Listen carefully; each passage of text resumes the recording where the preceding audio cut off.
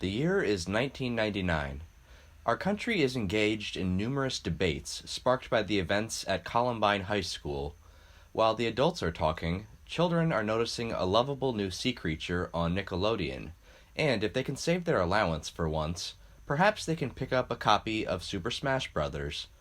On the car ride to the store, Smash Mouth's All-Star is playing on the radio. It seems like a fun little song, but Dad says everyone will forget it soon. While everyone is eagerly awaiting the new millennium, little do they know that a singer in the Houston area is finishing not just an era, but a sort of eon as well. The Beginning was the last Jandek album of the 90s, the last album of his third era, and the last album to feature his younger-sounding vocals. However, every end can also be interpreted as a beginning, and that might be what's behind the title. According to the Wire magazine interview, the artist agrees that this record is the end of classic Jandek. Since we don't know when everything was recorded, my guess is that this was the last in a string of older albums he was willing to show us. Therefore, he may have chosen the title The Beginning to herald a new period where the music sounds exactly as it currently is. Of course, it could also be that it was the first album he recorded, or even more likely, the title could indicate absolutely nothing. As a whole, The Beginning is not to be ignored, but unfortunately, it was never my favorite listening experience.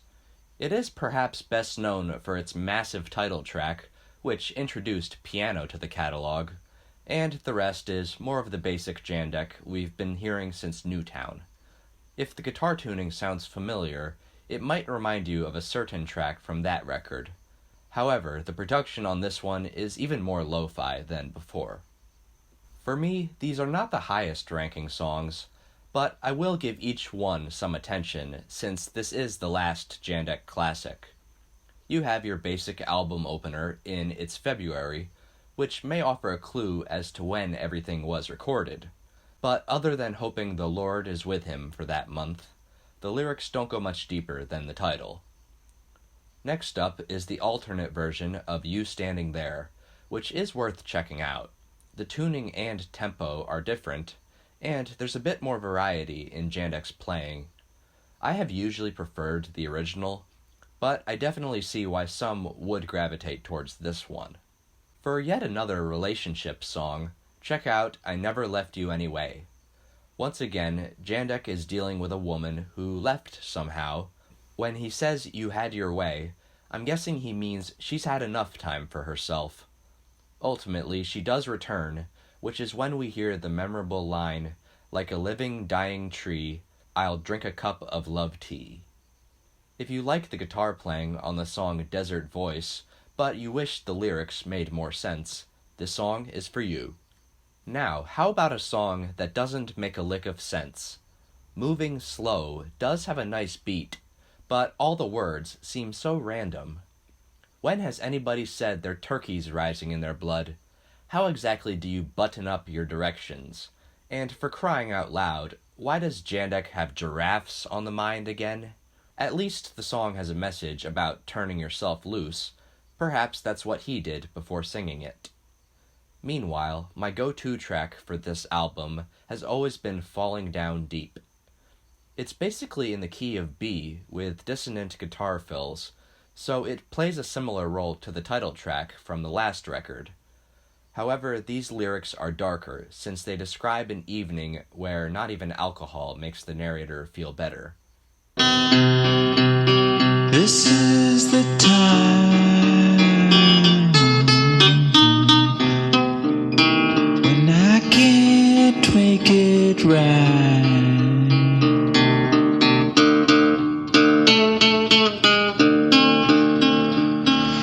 This is the time when I'm not feeling fine.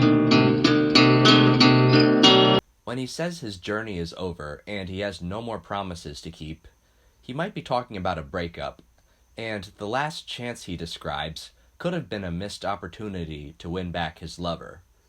Nowadays, it's hard for me to discuss this track without thinking of The Bottle Let Me Down by country singer Merle Haggard. The two sound nothing alike, but they describe similar situations. Guess which song is more subtle about it? Anyway, if Jandek had made the rest of the album more like Falling Down Deep, the beginning would have been his perfect ending for the 20th century. On Lonesome Bridge, Jandek talks to some nature lover who spends so much time camping that he's reluctant to pay his rent. The rest of the song is a collection of strange rhymes and stuff about nature. Most notably, I get a little chuckle out of the line, "Below me, Mr. Soft Breeze." Thankfully, there's a bit more to discuss with A Dozen Drops, the last track before the main event. That title should immediately grab your attention if you're familiar with Jandek's more famous songs. However, this is not a complete remake of Nancy Sings. Only its first two lines are present, and then he just plucks the strings for over a minute. It makes you wonder if he forgot the rest, but then you hear some other lyrics. "I tried to reach you underneath an elm tree" is very similar to a line from You're Not Even Alive on the album 12th Apostle. Meanwhile, "God Came Between Us" and "Lit Our Hearts on Fire" is obviously lifted directly from Lost Cause. Notice how each selection is from a different era. I guess this was Jandek's way of reflecting on all the work he put into this project. You could try to interpret these lyrics in a new way, but I have a hard time with that because of how awkwardly they're spaced apart. To top it all off, Jandek switches to solo lead guitar for the last 2.5 minutes, which is really the true ending of the third era, since the next track has almost nothing to do with it. As for A Dozen Drops, it may not be a masterpiece, but it definitely should not be missed. Appropriately, the very last track of the beginning is the title track. As mentioned, this mammoth instrumental features piano, which has become an instrument of choice on Jandek's more recent work. Still, fans of those albums may or may not like this song, because this is an instance where the instrument really is out of tune. One does not simply tune a piano to drop D, open C, or a Jandek tuning. It is either in 12-tone equal temperament or wandering away from that. The latter is what we are dealing with, but if I'm not mistaken, that usually happens due to frequent and vigorous playing, which apparently wasn't the case for Jandek. Since it would be several years before we heard him on piano again, my guess is that he made this song at a friend's house, although I wouldn't put it past him to move the instrument to his place just for this occasion. While the title track is reminiscent of the electric end, it is certainly not as obnoxious. Even when the tuning is off, solo piano is easier to stomach than that mishmash of sounds we heard before. But make no mistake, there is little virtuosity to be heard. Jandek starts the piece by childishly banging on the keys, and it takes him about a minute to settle into a groove.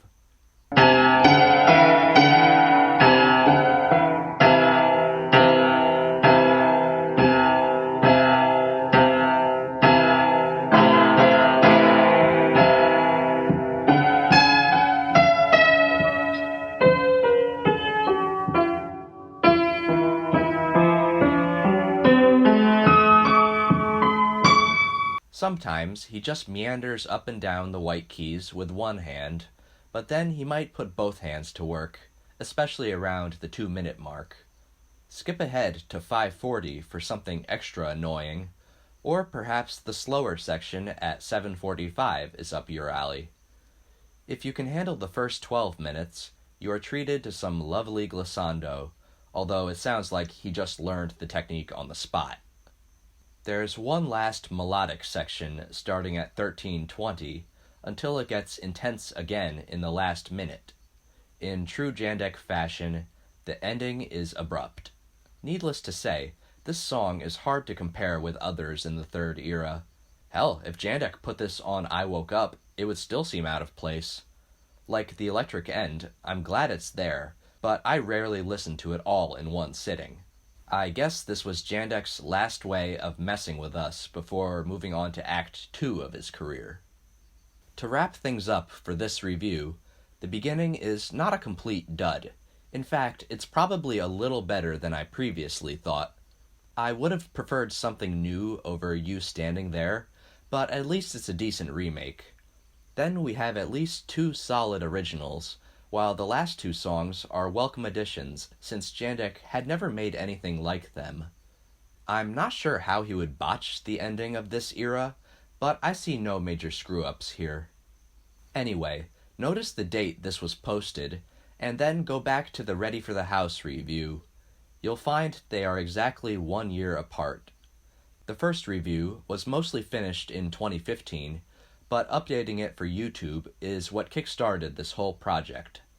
While it does not have the biggest audience, all the work I put into it is a huge part of what keeps me sane these days, and completing the first 3 Jandek eras feels like a graduation of sorts. Thank you very much to my subscribers who help keep the fandom alive. Now, the question is, as Jandek would put it, where do you go from here? Well, since I have a very special Jandek video planned, I will be taking a break from reviews for a little while. But if you're familiar with the catalog, you know the next review will be special in its own right, so I'm sure none of us will mind waiting.